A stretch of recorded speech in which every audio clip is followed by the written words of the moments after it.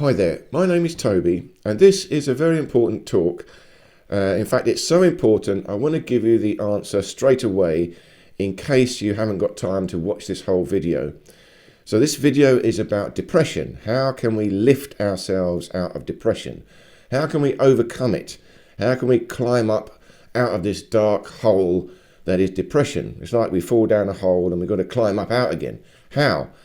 Well, the simplest answer is this: physical exercise. Do some exercise. Go down to the gym, give yourself a purpose, make yourself fit and strong. Go walking, go running, anything physical. It's the easiest way of beating an emotional state, because doing some physical exercise helps to digest the emotional energy. It's energy that is sort of stuck, undigested, and you need to find a way of moving it, clearing it. And physical exercise is the easiest, simplest way to do it. But you've got to stick to it. Just get on. Give yourself a purpose. Go to the gym every day. Go walking every day. Whatever you like to do, something physical. Take the time to get into your body and move it. Move the blood, move the lymphatic system, and move the energy. And that's the way. That's the simplest way we can all do. But if you've got time now to listen to this whole talk, I want to go into it in a bit more depth. Talk about it a bit further. So my name is Toby, and this channel, Body Efficiency Training, is all about that. It's all about the internal body dynamics and the life force energy, the chi. I talk about the science and philosophy of chi, or ether. It's the same thing. To me, it's the same thing. But what is depression? Now, see, depression is interesting. It's got to be one of the biggest problems in the world today. Mental health is a thing now. You know, there's a lot of problems in the world to do with mental health. But again, I believe a lot of that is created. It's man-made created. The state of the world, we have created the world the way it is right now. And a lot of the problems we've got are because of the way the world is. And if the world was different, we wouldn't have those problems. Okay, that's a big thing. That's a big discussion to have. And in a way, it doesn't matter because we've got these problems now. All we need to know is how can we fix them? What can we do about them? And depression is probably the most universal problem. I think everyone has suffered from depression. Everyone must have, to some degree, including myself. And that's the first thing I've got to say, because I'm here now talking about how to beat depression. So I'm essentially got the position of am I being a self-help guru? Because I am here talking to you like a self-help guru. I don't like that. I don't want to be that. But I think it's inevitable. I am being that in having this talk. And there's many of these other self-help gurus all talking about this, trying to help us, lift us out of depression and all these mental problems. But it's important, you guys as the viewers, you must understand one thing. We all suffer from it, all of us, even the self-help gurus. Don't get the idea that, oh, they've mastered it, they've got the answer, I just must copy them. No, the vast majority of self-help gurus, again, you've got to get this through your head, they have become self-help gurus because they have suffered something serious. They've had big problems, big mental issues. Big trauma, and they've worked their way through it. So if you're looking to me as being a master, a guru, someone who has solved this problem, you know, I've perfected the answer, it's quite the opposite. I'm here talking about it because I've suffered from it a lot. Just like all of these other self-help gurus, they would have suffered from it a lot and probably still are. That's what you've got to watch out for. When you've got a self-help guru who says, I never have depression anymore, yeah, think about it. They probably do. It's unavoidable, especially when you do this internal work. When you start working on yourself in feelings, you're going to have ups and downs. Here's the trick, okay? Here's the trick. The trick is we need to separate ourselves out. We need to separate our conscious mind from our subconscious mind.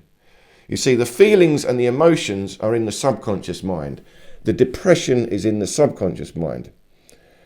And the conscious mind can rise above it and sort of look down. In other words, you've got to become logical. You have to sort of separate yourself out. You have to go, okay, I can feel I'm depressed now. I've got some problem. Now that's the first thing to do to beat it. Rise above it and look down. Okay, I'm in emotional pain now. All right, I can see that, I can feel it. What is going on? And that is the first step. Separate out your conscious mind from your subconscious mind and look down at yourself. Then you can start to analyze. And then the second thing you've got to do is sort of analyze the level of the problem. You see, of course, every person has got a different problem, a different level of depression. But I would say there are three basic levels to the depression. You know, a minor level, intermediate level, and a very serious level. But you can't judge it on your feelings. You know, you could have a terribly bad depression, but it's only minor. But to you, it feels massive. And you might have only a mild depression, so you think, I'm only a little bit depressed. But it's major. You've got a very big issue that you have not confronted, and that is giving you continuous minor depression. So you overlook it. It's only little. You cannot judge the depression by the quantity. You can only analyze it by self-observation, thinking about it. In other words, your critical, your logical, your analytical mind has got to come into play. You've got to apply logic to the feelings. You've got to separate yourself out. And that's not easy, because when you're caught in pain, it's very hard to rise above it. Okay, I'm not saying this is easy. It's not easy. It's not easy, but if you practice it, it does get easier. It does get easier. And when you're overwhelmed in depression or any sort of emotion, with a bit of practice, you can sort of close your eyes. And again, if you're in the worst feeling of depression, you know, sit down, you squat down, just, you know, like this. You acknowledge the sadness, acknowledge the pain. Okay. I'm in depression. You acknowledge it, but you close your eyes, go deep, deep inside, and start to realize you are a little bit more. There's more to you than just this pain. You're trying to find your critical mind, your analytical mind, your logical mind, and observe. Try to step back and observe yourself. Like you are becoming your own therapist. A therapist works because they're outside you, and they're coming in with a logical mind, supposedly, and they can help you because you can't see now. But this is how you do it yourself. You've got to become your own therapist, step back and observe yourself. And then the first thing you do is try to make an assessment. Is this a serious depression, or is it just a minor depression? So let me just define it to you. So a minor depression might be something like this. It's more like a sulk, a childish sulk. So this is the most minor depression. Imagine a spoilt child, you know, a very rich kid, so rich, and their parents are promising, we're going to buy you a Lamborghini for your birthday. Yeah, I want a pink Lamborghini. And then your birthday comes and you get a yellow Lamborghini. And I wanted a pink Lamborghini. Now I got a yellow Lamborghini. Oh, I'm so depressed. Why didn't you get me a yellow one? I didn't want a pink one, or whatever. And then you go into sort of sulk. You're really upset. No, this life is terrible. Why could I not have my yellow Lamborghini? Why did I get a pink one? But I couldn't find the yellow one. They only had a pink one. No, how could you? And you go into a depression over that. So clearly that is a very minor depression. It's more like a childish sulk. And if you've got that sort of depression, it's just your ego. Your little fragile ego has been offended slightly. You've been embarrassed. You've expected too much. Your fantasy about yourself has been, attacked, offended. But it's only a stupid fantasy you got about yourself. So you can't call that a real depression. So if that's what your depression is, well, now you've got to take a different step back. You've got to look at yourself and say, okay, all right, that's not a big deal. I'm upset about this, but I shouldn't be upset about this. And you can talk your way out of it. Again, the number one thing to do is physical exercise. Go and straight away go down the gym, do a workout, go walking, go for a hike. Something physical to help you digest the immediate emotions. It's like you're overwhelmed with energy. It's an emotional energy. It's a depression, unpleasant one, but it's still an energy in your body, and it's sort of trapped in your body and causing you pain. By exercising, working through it, you digest it. And I've had this personal experience many times, in very serious issues. You see, then the second one is more serious. It's a depression that comes from, some sort of trauma. Like maybe a loved one has passed away suddenly. So you've got terrible grief. So that's a justifiable reason. Yeah, you suffered terrible grief and that has made you depressed. Fair enough. Okay, that's an issue. Or some other thing. It's a medium level trauma, but it's a real trauma, and you can understand, okay, this terrible thing has happened to me, and now I'm depressed about it. What do I do? Same thing, go and do some exercise, but it might take you a long time. A couple of months of going to the gym to get through it. That's all right. But you will see, and I've seen this as well, suffering from terrible grief, and I couldn't see a way out, but I go to the gym. I went to the gym in the middle of that grief, and I forced myself to train, and I do my exercises. My exercises are to channel energy, flow energy through the body.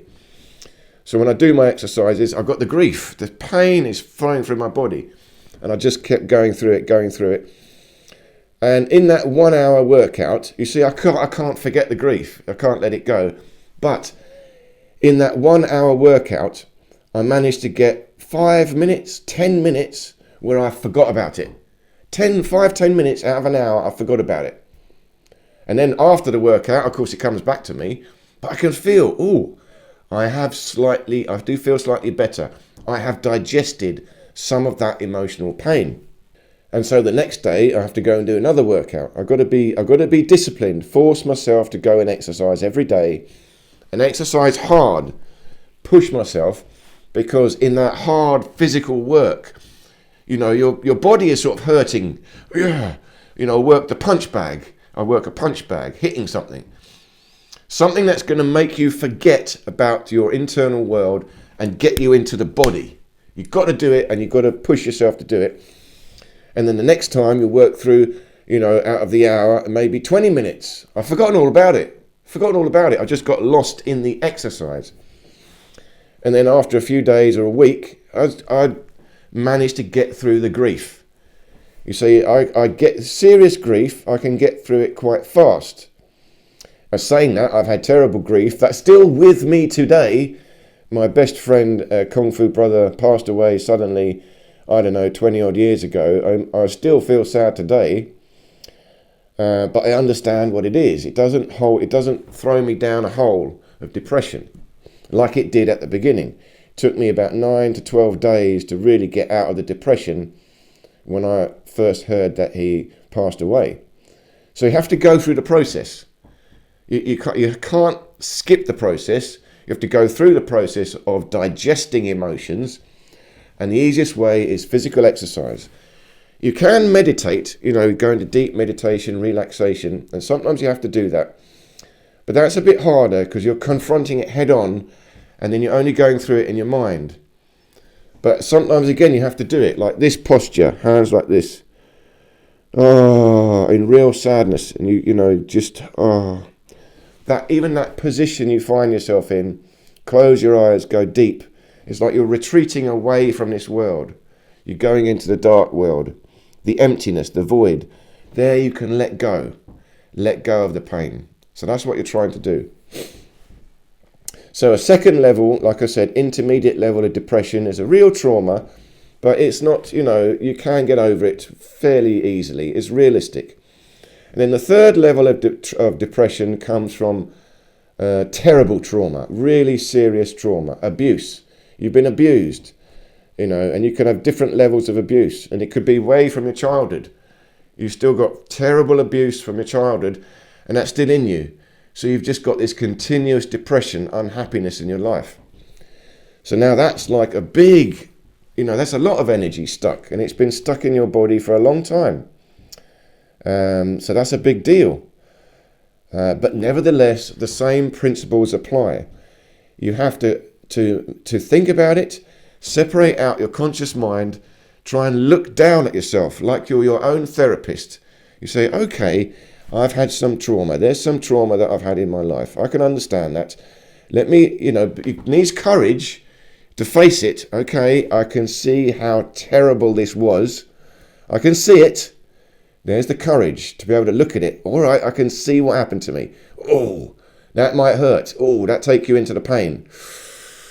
Oh, all right, I can see it. But you're trying to separate yourself like you are becoming your own therapist. All right, and then you talk your way through it. Okay, was this your fault? No, it's not my fault. It's not your fault. If you were abused, it is not your fault. You can't help it. It's tough luck. We've got to accept that. There is chaos. There are terrible things that happen. It's not your fault. It is chaos. It's tough luck. Random things can just happen to you. See, it's not karma. I don't believe in karma. I've done talks about this. Karma does not make sense. I've done a deep philosophical discussion as to why there cannot be karma. In other words, you did not deserve for that to happen to you. No child deserves to be abused. Karma says, oh, you deserve it. No, don't. You don't deserve it. It's tough luck. Terrible thing has happened to you. It's tough luck. You just got to work through it and lift yourself out of it and rise above it. Rise above the depression. Now, again, it doesn't mean, oh, I'm going to be happy now. No, it's very likely that you still have depression, but you learn a technique to rise above it, keep it over, and you can then control it. Okay, this is just my depression. I know, but it's not going to stop me. It's not going to stop me doing something I want to do in life. And that's the key. That's the key. Don't let it stop you. It's a warrior spirit. You need to bring that spark back. You see, if you were abused terribly, you're trying to go back to before you were abused. Yeah, before I was abused, I was a happy, cheerful child, creative. Then I was abused. Oh, it was all shut down. How can I go back to before that? How can I get that happiness, that cheerfulness back? Well, talk your way through it. Talk your way through it. Before that abuse, I was a happy child. Therefore, I still am that happy child. I still am. I still am that happy child. The abuse is something that happened to me. It's not me. Herein lies the thing. We define ourselves by the things that happen to us. And we don't have to do that. What has happened to us does not define us. Our experience in life does not define us. Even our personality itself does not define us. We can even change our personality. It's not easy, but it can be done. In fact, changing your personality is probably the hardest thing to ever do for anyone, but it is possible. It's a lifetime work to change your personality. In other words, if you are a depressive, you can change that, but it's difficult. If you've spent your whole life in depression, you want to lift yourself out of it, you can do it, but it's not easy. And again, the secret is physical exercise. Give yourself a routine, a physical training routine. Every day, do some exercise, walking, running, or even if it's not physical exercise, some physical creative thing, a hobby. Even if it's cooking, knitting, drawing, art, anything, doesn't matter how trivial it is, some positive creative activity.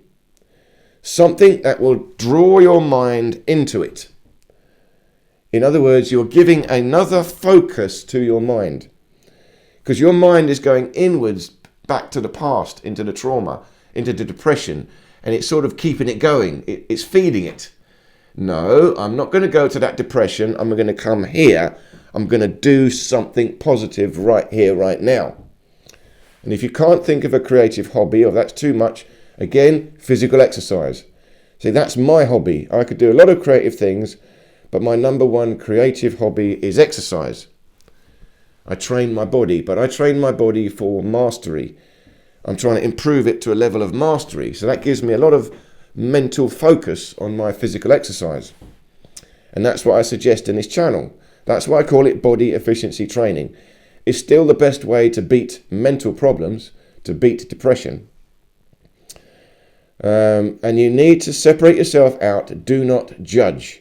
There's no judgment here. You are not a bad person. You see, there could also be a depression that you've got through guilt. You have done something terrible. I've done something terrible in my life. I've hurt someone so badly. Now I've got to live with that pain. I've hurt another person. Oh my God, I'm a bad person. Again, it's not true. You can't define yourself by even what you have done, no matter how terrible. If you are willing to rise up and redefine yourself, you can. So there again, you need to forgive yourself. Confront it head on. See what was happening in your mind, why you did that thing. Was it a genuine accident? Was it done out of cruelty? Was I really cruel when I did that? And if so, why was I cruel? You know, I had some trauma. There was something in me that made me cruel. And now I want to fix that. I don't want to be a cruel person. I want to be a kind person. So don't linger on it. From this point on, I will only be kind. Make that decision and stick to it. You've got to give yourself a positive focus for your conscious mind, for your soul. That's another way of looking at it. This has all happened to your soul. And emotions are your soul energy. That's what they are. And it doesn't matter if they're good emotions or bad emotions, they're still the same energy. It's a different energy doing something different. But it's still energy. There's no value judgment in the energy. You see? So pain, anger, suffering, it's still an energy. But it's an energy like a stuck energy is built up. You need to let it go. And you need to let it go safely, not onto other people. So we don't put our anger out onto someone else. We've got to channel our anger downwards to the earth. So that's another way. You can go into relaxation and let go. Oh, I let go of all the pain.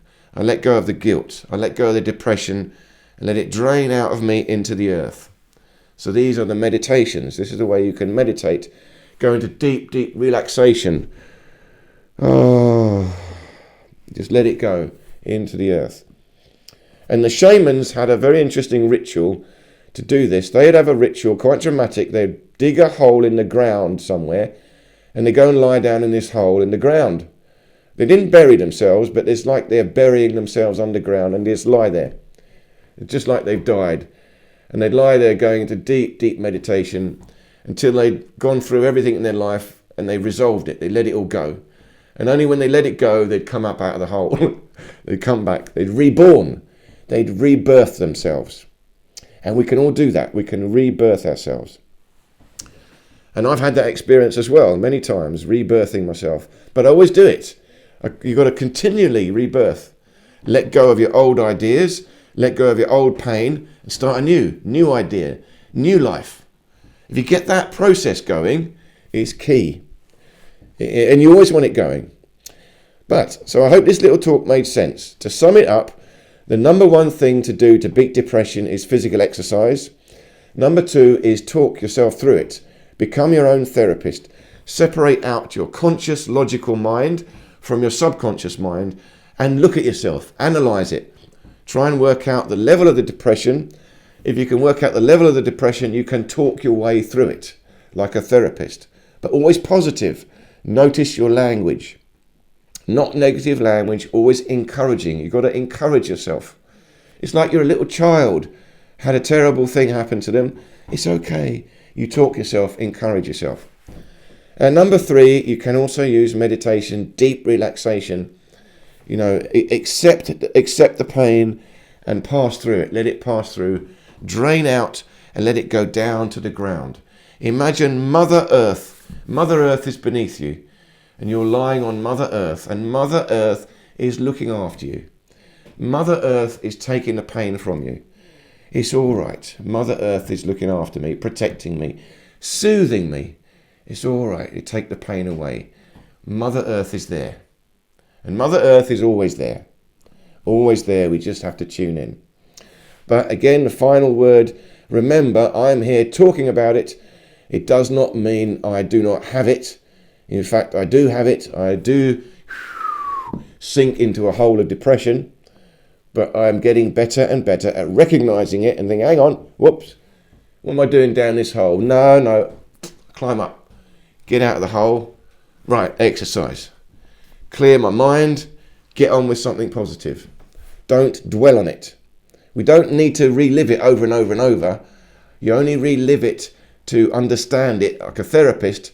Once you understand it, you see what it is, then you just talk yourself out of it. No, that I do not define myself by this pain. This pain does not define me. It's just something that happened to me. This trauma is just something that happened to me. It is not me. I can detach myself from that memory. You won't forget it, but it won't trigger depression in you anymore. That's the key. Mastering your subconscious mind. That's what it's about. It's not about beating depression. Think about it this way.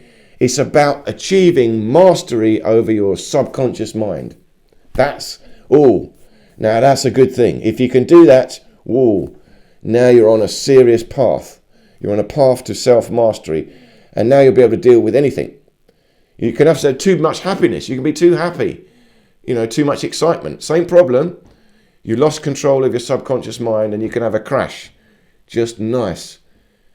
Live nice, balanced, harmonious awareness. It's about self-awareness. So I hope this talk made sense. Please do leave any questions or comments below. Do think about it. It's a serious business. I don't take this lightly. And again, think about what I'm saying. Don't take what I'm saying for granted.